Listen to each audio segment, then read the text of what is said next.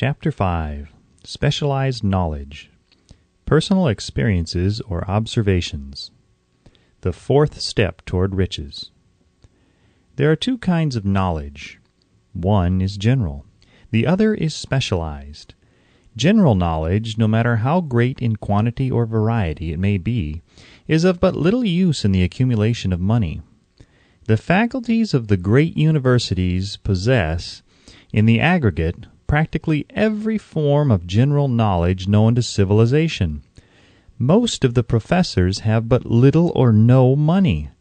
They specialize on teaching knowledge, but they do not specialize on the organization or the use of knowledge.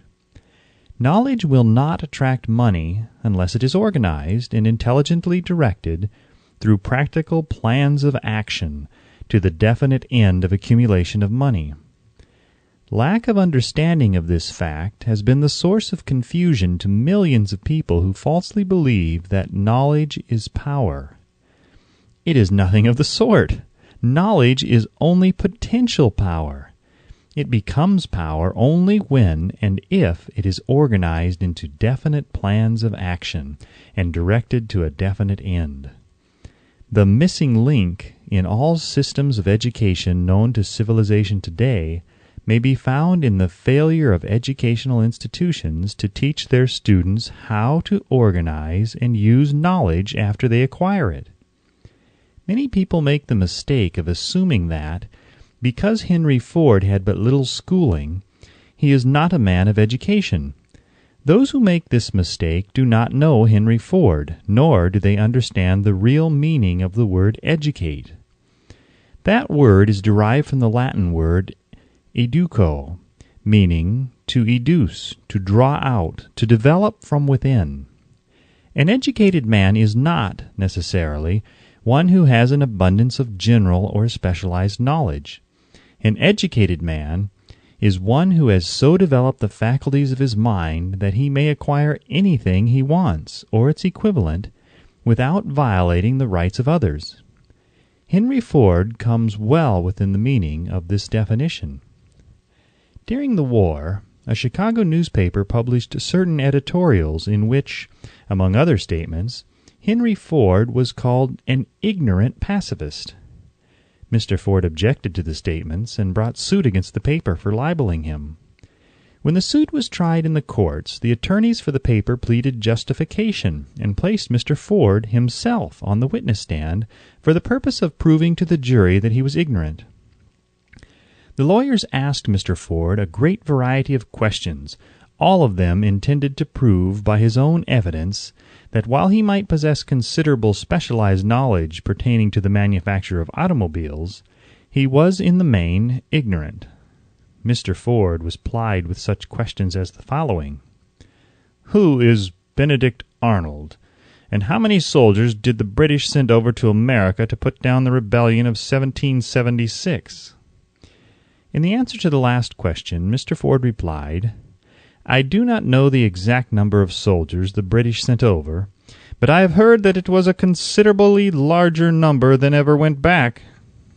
Finally, Mr. Ford became tired of this line of questioning, and in reply to a particularly offensive question, he leaned over, pointed his finger at the lawyer who had asked the question, and said, If I should really want to answer the foolish question you have just asked, or if any of the other questions you have been asking me, let me remind you that I have a row of electric push buttons on my desk, and by pushing the right button, I can summon to my aid men who can answer any question I desire to ask concerning the business to which I am devoting most of my efforts. Now, will you kindly tell me why I should clutter up my mind with general knowledge for the purpose of being able to answer questions when I have men around me who can supply any knowledge I require? There certainly was good logic to that reply. That answer floored the lawyer. Every person in the courtroom realized it was the answer, not of an ignorant man, but of a man of education. Any man is educated who knows where to get knowledge when he needs it, and how to organize that knowledge into definite plans of action. Through the assistance of his mastermind group, Henry Ford had at his command all the specialized knowledge he needed to enable him to become one of the wealthiest men in America. It was not essential that he have this knowledge in his own mind. Surely no person who has sufficient inclination and intelligence to read a book of this nature can possibly miss the significance of this illustration. Before you can be sure of your ability to transmute desire into its monetary equivalent, you will require specialized knowledge of the service, merchandise, or profession which you intend to offer in return for fortune. Perhaps you may need much more specialized knowledge than you have the ability or the inclination to acquire, and if this should be true, you may bridge your weakness through the aid of your mastermind group.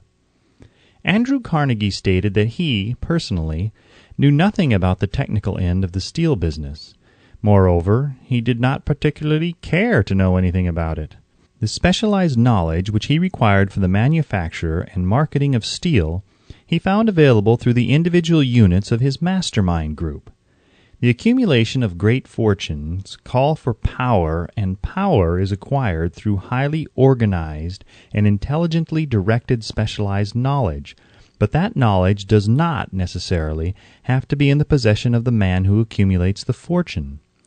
The preceding paragraph should give hope and encouragement to the man with ambition to accumulate a fortune who has not possessed himself of the necessary education to supply such specialized knowledge as he may require. Men sometimes go through life suffering from inferiority complexes because they are not men of education. The man who can organize and direct a mastermind group of men who possess knowledge useful in the accumulation of money is just as much a man of education as any man in the group. Remember this if you suffer from a feeling of inferiority because your schooling has been limited. Thomas A. Edison had only 3 months of schooling during his entire life. He did not lack education, neither did he die poor. Henry Ford had less than a 6th grade schooling, but he has managed to do pretty well by himself financially. Specialized knowledge is among the most plentiful and the cheapest forms of service which may be had. If you doubt this, consult the payroll at any university. It pays to know how to purchase knowledge. First of all, decide the sort of specialized knowledge you require and the purpose for which it is needed. To a large extent, your major purpose in life, the goal toward which you are working, will help determine what knowledge you need. With this question settled, your next move requires that you have accurate information concerning dependable sources of knowledge. The more important of these are A. One's own experience and education. B. Experience and education available through cooperation of others, Mastermind Alliance. C. Colleges and universities. D. Public libraries, through books and periodicals in which may be found all the knowledge organized by civilization. E. Special training courses, through night schools and home study schools in particular. As knowledge is acquired, it must be organized and put into use for a definite purpose through practical plans. Knowledge has no value except that which can be gained from its application towards some worthy end. This is one reason why college degrees are not valued more highly. They represent nothing but miscellaneous knowledge. If you contemplate taking additional schooling, first determine the purpose for which you want the knowledge you are seeking. Then learn where this particular sort of knowledge can be obtained from reliable sources. Successful men in all callings never stop acquiring specialized knowledge related to their major purpose, business, or profession. Those who are not successful usually make the mistake of believing that the knowledge acquiring period ends when one finishes school. The truth is that schooling does little more than to put one in the way of learning how to acquire practical knowledge. With this changed world, which began at the end of the economic collapse, came also astounding changes in educational requirements. The order of the day is specialization. This truth was emphasized by Roger P. Moore, Secretary of Appointments of Columbia University. Specialists most sought. particularly sought after by employing companies are candidates who have specialized in some field, business school graduates with training in accounting and statistics, engineers of all varieties, journalists, architects, chemists, and also outstanding leaders and activity men of the senior class. The man who has been active on the campus, whose personality is such that he gets along with all kinds of people and who has done an adequate job with his studies, has a most decided edge over the strictly academic student. Some of these, because of their all-around qualifications, have received several offers of positions, a few of them as many as 6. In departing from the conception that the straight-A student was invariably the one to get the choice of the better jobs, Mr. Moore said that most companies look not only to academic records but to activity reports and personalities of the students. One of the largest industrial companies, the leader in its field, in writing to Mr. Moore concerning prospective seniors at the college, said, "We are interested primarily in finding men who can make exceptional progress in management work. For this reason we emphasize qualities of character, intelligence, and personality far more than specific educational background." Apprenticeship proposed. Proposing a system of apprenticing students in offices, stores, and industrial occupations during the summer vacation, Mr. Moore asserts that after the first 2 or 3 years of college, every student should be asked to choose a definite future course and to call a halt if he has been merely pleasantly drifting without purpose through an unspecialized academic curriculum. Colleges and universities must face the practical consideration that all professions and occupations now demand specialists, he said, urging that educational institutions accept more direct responsibility for vocational guidance. One of the most reliable and practical sources of knowledge available to those who need specialized schooling is the night schools operated in most large cities. The correspondence schools give specialized training anywhere the U.S. mails go, on all subjects that can be taught by the extension method. One advantage of home study training is the flexibility of the study program, which permits one to study during spare time. Another stupendous advantage of home study training, if the school is carefully chosen, is the fact that most courses offered by home study schools carry with them generous privileges of consultation, which can be of priceless value to those needing specialized knowledge. No matter where you live, you can share the benefits. Anything acquired without effort and without cost is generally unappreciated, often discredited. Perhaps this is why we get so little from our marvelous opportunity in public schools. The self-discipline one receives from a definite program of specialized study makes up to some extent for the wasted opportunity when knowledge was available without cost. Correspondence schools are highly organized business institutions. Their tuition fees are so low that they are forced to insist upon prompt payments. Being asked to pay, whether the student makes good grades or poor, has the effect of causing one to follow through with the course when he would otherwise drop it. The correspondence schools have not stressed this point sufficiently, for the truth is that their collection departments constitute the very finest sort of training on decision, promptness, action, and the habit of finishing that which one begins. I learned this from experience more than 25 years ago. I enrolled for a home study course in advertising. After completing 8 or 10 lessons, I stopped studying, but the school did not stop sending me bills. Moreover, it insisted upon payment whether I kept up my studies or not. I decided that if I had to pay for the course, which I had legally obligated myself to do, I should complete the lessons and get my money's worth. I felt at the time that the collection system of the school was somewhat too well organized, but I learned later in life that it was a valuable part of my training for which no charge had been made. Being forced to pay, I went ahead and completed the course. Later in life, I discovered that the efficient collection system of that school had been worth much in the form of money earned, because of the training in advertising I had so reluctantly taken. We have in this country what is said to be the greatest public school system in the world. We have invested fabulous sums for fine buildings. We have provided convenient transportation for children living in rural districts so they may attend the best schools. But there is one astounding weakness to this marvelous system. It is free. One of the strange things about human beings is that they value only that which has a price. The free schools of America and the free public libraries do not impress people because they are free. This is the major reason why so many people find it necessary to acquire additional training after they quit school and go to work. It is also one of the major reasons why employers give greater consideration to employees who take home study courses. They have learned from experience that any person who has the ambition to give up a part of his spare time to studying at home has in him those qualities which make for leadership. This recognition is not a charitable gesture. It is sound business judgment upon the part of the employers. There is one weakness in people for which there is no remedy. It is the universal weakness of lack of ambition. Persons, especially salaried people, who schedule their spare time to provide for home study seldom remain at the bottom very long. Their action opens the way for the upward climb, removes many obstacles from their path, and gains the friendly interest of those who have the power to put them in the way of opportunity.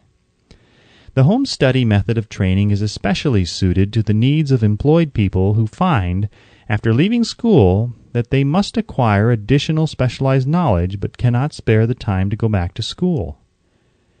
The changed economic conditions prevailing since the Depression have made it necessary for thousands of people to find additional or new sources of income. For the majority of these, the solution to their problem may be found only by acquiring specialized knowledge. Many will be forced to change their occupations entirely. When a merchant finds that a certain line of merchandise is not selling, he usually supplants it with another that is in demand. The person whose business is that of marketing personal services must also be an efficient merchant. If his services do not bring adequate returns in one occupation, he must change to another, where broader opportunities are available. Stuart Austin Weir prepared himself as a construction engineer and followed this line of work until the Depression limited his market to where it did not give him the income he required. He took inventory of himself, decided to change his profession to law, went back to school, and took special courses by which he prepared himself as a corporation lawyer. Despite the fact that the Depression had not ended, he completed his training, passed the bar examination, and quickly built a lucrative law practice in Dallas, Texas. In fact, he is turning away clients. Just to keep the records straight and to anticipate the alibis of those who will say, "I couldn't go to school because I have a family to support," or "I'm too old," I will add the information that Mr. Weir was past 40 and married when he went back to school. Moreover, by carefully selecting highly specialized courses in colleges best prepared to teach the subjects chosen, Mr. Weir completed in 2 years the work for which the majority of law students require 4 years. It pays to know how to purchase knowledge. The person who stops studying merely because he has finished school is forever hopelessly doomed to mediocrity, no matter what may be his calling. The way of success is the way of continuous pursuit of knowledge. Let us consider a specific instance. During the Depression, a salesman in a grocery store found himself without a position. Having had some bookkeeping experience, he took a special course in accounting, familiarized himself with all the latest bookkeeping and office equipment, and went into business for himself. Starting with the grocer for whom he had formerly worked, he made contracts with more than 100 small merchants to keep their books at a very nominal monthly fee. His idea was so practical that he soon found it necessary to set up a portable office in a light delivery truck, which he equipped with modern bookkeeping machinery. He now has a fleet of these bookkeeping offices on wheels and employs a large staff of assistants, thus providing small merchants with accounting service equal to the best that money can buy at a very nominal cost. Specialized knowledge plus imagination were the ingredients that went into this unique and successful business. Last year, the owner of that business paid an income tax of almost 10 times as much as was paid by the merchant for whom he worked when the Depression forced upon him a temporary adversity which proved to be a blessing in disguise. The beginning of this successful business was an idea. Inasmuch as I had the privilege of supplying the unemployed salesman with that idea, I now assume the further privilege of suggesting another idea which was within it the possibility of even greater income. Also the possibility of rendering useful service to thousands of people who badly need that service. The idea was suggested by the salesman who gave up selling and went into the business of keeping books on a wholesale basis. When the plan was suggested as a solution of his unemployment problem, he quickly exclaimed, "I like the idea, but I would not know how to turn it into cash." In other words, he complained he would not know how to market his bookkeeping knowledge after he acquired it. So that brought up another problem which had to be solved.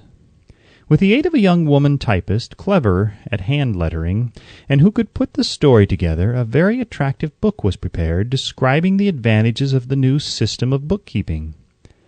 The pages were neatly typed and pasted in an ordinary scrapbook, which was used as a silent salesman with which the story of this new business was so effectively told that its owner soon had more accounts than he could possibly handle. There are thousands of people all over the country who need the services of a merchandising specialist capable of preparing an attractive brief for use in marketing personal services. The aggregate annual income from such a service might easily exceed that received by the largest employment agency, and the benefits of the service might be made far greater to the purchaser than any to be obtained from an employment agency. The idea here described was born of necessity to bridge an emergency which had to be covered, but it did not stop by merely serving one person. The woman who created the idea has a keen imagination. She saw in her newly born brainchild the making of a new profession, one that is destined to render valuable service to thousands of people who need practical guidance in marketing personal services. Spurred to action by the instantaneous success of her first prepared plan to market personal services, this energetic woman turned next to the solution of a familiar problem for her son, who had just finished college, but had been totally unable to find a market for his services. The plan she originated for his use was the finest specimen of merchandising of personal services I have ever seen. When the plan book had been completed, it contained nearly 50 pages of beautifully typed, properly organized information, telling the story of her son's native ability, schooling, personal experiences, and a great variety of other information too extensive for description. The plan book also contained a complete description of the position her son desired, together with a marvelous word picture of the exact plan he would use in filling the position. The preparation of the plan book required several weeks' labor, during which time its creator sent her son to the public library almost daily to procure data needed in selling his services to best advantage. She sent him also to all the competitors of his prospective employer, and gathered from them vital information concerning their business methods, which was of great value in the formation of the plan he intended to use in filling the position he sought. When the plan had been finished, it contained more than half a dozen very fine suggestions for the use and benefit of the prospective employer. The suggestions were put into use by the company. One may be inclined to ask, why go to all this trouble to secure a job? The answer is straight to the point. Also, it is dramatic, because it deals with a subject which assumes the proportion of a tragedy with millions of men and women whose sole source of income is personal services. The answer is, doing a thing well never is trouble. The plan, prepared by this woman for the benefit of her son, helped him get the job for which he applied at the first interview at a salary fixed by himself. Moreover, and this too is important, the position did not require the young man to start at the bottom. He began as a junior executive at an executive's salary. Why go to all this trouble, do you ask? Well, for one thing, the planned presentation of this young man's application for a position clipped off no less than 10 years of time he would have required to get to where he began, had he started at the bottom and worked his way up. The idea of starting at the bottom and working one's way up may appear to be sound, But the major objection to it is this: too many of those who begin at the bottom never manage to lift their heads high enough to be seen by opportunity, so they remain at the bottom. It should be remembered also that the outlook from the bottom is not very bright or encouraging. It has a tendency to kill off ambition. We call it getting into a rut, which means that we accept our fate because we form the habit of daily routine, a habit that finally becomes so strong we cease to try to throw it off. And that is another reason why it pays to start 1 or 2 steps above the bottom. By so doing, one forms the habit of looking around, of observing how others get ahead, of seeing opportunity, and of embracing it without hesitation. Dan Halpin is a splendid example of what I mean. During his college days, he was manager of the famous 1930 National Championship Notre Dame football team when it was under the direction of the late Knute Rockne. Perhaps he was inspired by the great football coach to aim high and not mistake temporary defeat for failure, just as Andrew Carnegie, the great industrial leader, inspired his young business lieutenants to set high goals for themselves. At any rate, young Halpin finished college at a mighty unfavorable time, when the Depression had made jobs scarce. So, after a fling at investment banking and motion pictures, he took the first opening with a potential future he could find: selling electrical hearing aids on a commission basis. Anyone could start in that sort of job, and Halpin knew it. But it was enough to open the door of opportunity to him. For almost 2 years he continued in a job not to his liking, and he would never have risen above that job if he had not done something about his dissatisfaction. He aimed first at the job of assistant sales manager of his company, and got the job. That one step upward placed him high enough above the crowd to enable him to see still greater opportunity. Also, it placed him where opportunity could see him. He made such a fine record selling hearing aids that A.M. Andrews, chairman of the board of the Dictograph Products Company, a business competitor of the company for which Halpin worked, wanted to know something about that man, Dan Halpin, who was taking big sales away from the long-established Dictograph Company. He sent for Halpin. When the interview was over, Halpin was the new sales manager in charge of the Acousticon division. Then, to test Halpin's mettle, Mr. Andrews went away to Florida for 3 months, leaving him to sink or swim in his new job. He did not sink. Knute Rockne's spirit of all the world loves a winner and has no time for a loser inspired him to put so much into his job that he was recently elected vice president of the company and general manager of the Acousticon and silent radio division, a job which most men would be proud to earn through 10 years of loyal effort. Halpin turned the trick in little more than 6 months. It is difficult to say whether Mr. Andrews or Mr. Halpin is more deserving of eulogy, for the reason that both showed evidence of having an abundance of that very rare quality known as imagination. Mr. Andrews deserves credit for seeing in young Halpin a go-getter of the highest order. Halpin deserves credit for refusing to compromise with life by accepting and keeping a job he did not want. And that is one of the major points I am trying to emphasize through this entire philosophy, that we rise to high positions or remain at the bottom because of conditions we can control if we desire to control them. I am also trying to emphasize another point, namely that both success and failure are largely the results of habit. I have not the slightest doubt that Dan Halpin's close association with the greatest football coach America ever knew planted in his mind the same brand of desire to excel which made the Notre Dame football team world famous. Truly, there is something to the idea that hero worship is helpful, provided one worships a winner. Halpin tells me that Rockne was one of the world's greatest leaders of men in all history. My belief in the theory that business associations are vital factors, both in failure and in success, was recently demonstrated when my son Blair was negotiating with Dan Halpin for a position. Mr. Halpin offered him a beginning salary of about 1/2 what he could have gotten from a rival company. I brought parental pressure to bear and induced him to accept the place with Mr. Halpin because I believe that close association with one who refuses to compromise with circumstances he does not like is an asset that can never be measured in terms of money. The bottom is a monotonous, dreary, unprofitable place for any person. That is why I have taken the time to describe how lowly beginnings may be circumvented by proper planning.